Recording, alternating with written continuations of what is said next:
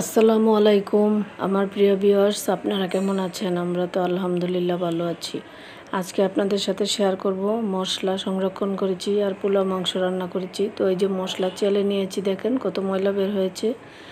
আর এখানে আমি প্রথমে হলুদের গুঁড়ো করে নিয়েছি, আর হলুদটাকে ভালো করে কিন্তু আগে ধুয়ে নিয়েছি। ধুয়ে তারপরে রোদে শুকিয়ে তারপরে আমি এই মেশিনে ভাঙিয়ে এখন আমি চেলে নিচ্ছি। আর চেলে এখন আমি বোতলের ভিতরে মানে ডিব্বার ভিতরে ভরে আমি রেখে দেব, যাতে আমার কাজটা সোজা হয়ে যায়। আর আমি কেনাটা তেমন খাই না, বেশিরভাগ বাবার বাড়ি থেকেই নিয়ে আসে। তো এবার প্রথম করলাম, আগে কখনো করা হয় নাই, এখন এই করলাম। কারণ এখন বাবার বাড়ি থেকে তেমন কেউ আসে না, তাই আর বর্ষাকাল, তাই আর বলি নাই, তাই নিজেই করে নিয়েছি। তো এইভাবে আমি ডিব্বার ভিতরে ভরে আমি এইভাবে রেখে দিব যতদিন যায়। তো এইভাবেই আমি রেখে দিলাম সংরক্ষণ করে। আর এইভাবে রেখে দিলে একদম নিজের কাছে ফ্রেশ লাগে, আর দেখতে দেখেন কতটুকু ফ্রেশ। আর কিনাটা আমার খেতে ইচ্ছে করে না। তো এইভাবে আমি রেখে দিলাম, দেখেন কত সুন্দর লাগছে দেখতে, আর একদম ফ্রেশ লাগছে। এখন আমি ধনিয়ার গুঁড়াটাও আমি করে নিয়েছি, চালার পরে ময়লা বের হয়েছে। আর এই যে দেখেন একদম পরিষ্কার হয়ে গেছে। এখন এটাকেও আমি এইরকম একটা ডিব্বার ভিতরে ভরে এভাবে সংরক্ষণ করে রেখে দিব, যতদিন খেতে পারি আর কি, যতদিন যায় ততদিন খাবো। তো যাই হোক, এইভাবেই আমি মশলাগুলো সংরক্ষণ করে রাখলাম, এতদিন রাখি নাই, যেহেতু বাবার বাড়ি থেকে আসতো।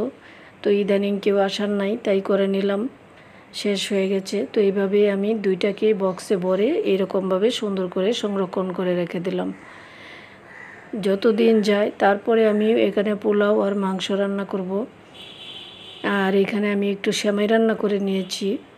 তো প্রথমে আমি ঘি দিয়ে সেমাইটাকে ভেজে নিচ্ছি। আর সেমাই খেতে কিন্তু আমার ভীষণ ভালো লাগে, আর সেমাইটাকে ভেজে নিলে সেটা আরও বেশি ভালো লাগে। আর সেমাই আমি অনেকভাবেই রান্না করি, যখন যেভাবে মন চায় সেভাবেই রান্না করি।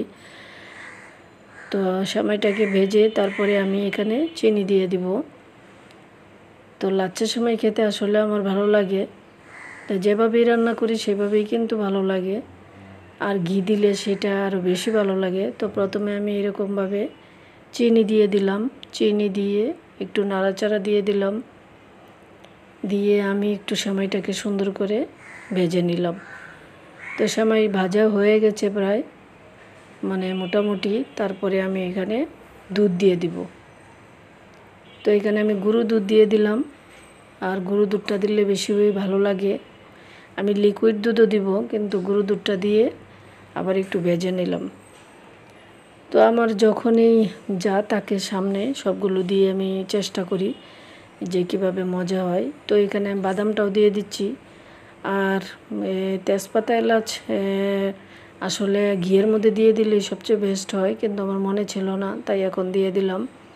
দিয়ে আবার একটু ভেজে নিচ্ছি। তো ভাজা মোটামুটি হয়ে গেছে। এখন আমি দুধ দিয়ে দিচ্ছি, লিকুইড দুধ দিয়ে আমি একটু অল্প নাড়াচাড়া দিয়ে নিব। তো এই যে দেখেন, দুধ দেওয়ার পরে কিন্তু আর এত বেশি রান্না করার প্রয়োজন পড়ে না। তো আমি একটু নাড়া দিয়ে এখন আমি চুলাটা বন্ধ করে দেব। তো আমার রান্না হয়ে গেছে দেখেন, আর খেতে কিন্তু ভীষণ মজা হয়েছিল। আর সেমাই খেতে আমার এমনিতেই খুব ভালো লাগে, একদম খুবই ভালো লেগেছে। দেখেন খুব ইয়ামি হয়েছে। এখন আমি পোলাও মাংসটা রান্না করে নেব। এখানে আমি মুরগির মাংস নিয়েছি, এখানে আমি 2টা মুরগি নিয়েছি বড়। তো শুধু মুরগির ভালো ভালো অংশগুলো নিয়েছি।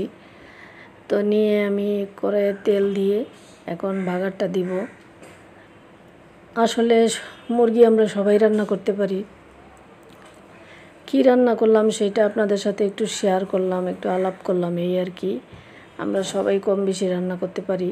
তো এই ধরনের এখানে সব ধরনের মশলা দিয়ে দিচ্ছি, হলুদের গুঁড়ো, ধনিয়ার গুঁড়ো, মরিচের গুঁড়ো, জিরার গুঁড়ো, পেঁয়াজ বাটা, রসুন বাটা, আদা বাটা, পরিমাণ মতো লবণ সব কিছু দিয়ে আমি একটু মশলাটাকে সুন্দর করে কষিয়ে নিচ্ছি। আসলে মশলাটাকে কষিয়ে পরে মাংসটা দিলে সেটা একটু খেতে একটু ভীষণ মানে মজা লাগে। আসলে মজার জন্যই আমরা সারাদিন পরিশ্রম করি, কিভাবে রান্না করলে মজা হয় সেটাই আমরা সারাক্ষণ মাথার মধ্যে ঘুরতে থাকে। তারপরে যতটুকু হয় আর কি। আর যারা রান্না পারে না তাদের জন্য একটু সুবিধা হয়। আমরাও একসময় কিছুই পারতাম না, তো এখন যে অনেক কিছু পারি তাও না, মানে চালাতে পারি আর কি। তো যাই হোক, আমি মশলাটাকে কষিয়ে আমি মাংসটা দিয়ে আমি এভাবে কিছুক্ষণ কষিয়ে নিব। তো এইভাবে কিছুক্ষণ কষিয়ে নিয়ে তারপরে আমি অল্প একটু কিন্তু আমার যে টমেটো ছিল ব্লেন্ড করা, সেখান থেকে অল্প একটু টমেটো কিন্তু ব্লেন্ড করা দিয়ে দিয়েছি। সেটা দিলে আমার কাছে আরও ভালো লাগে, একটু টক টক, মানে আমার কাছে খুবই ভালো লাগে টমেটোটা দিলে। তো যাই হোক, দেখেন রান্নাটা অনেক সুন্দর হয়েছে আর খেতে কিন্তু ভীষণ মজা হয়েছিল। এখানে আমি পোলাওটাও রান্না করে নিচ্ছি। আশা করি সব কিছু মিলে আপনাদের কাছে ভালো লেগেছে, আর ভালো লাগলে অবশ্যই আমাকে কমেন্টে জানাবেন। তো পোলাওটাও একটু ঝরঝরা হয়েছে, এখন রান্না প্রায় শেষের দিকে এসেছে। তো আশা করি কেমন হয়েছে সব কিছু আপনারা কমেন্টের মাধ্যমে জানিয়ে দিবেন।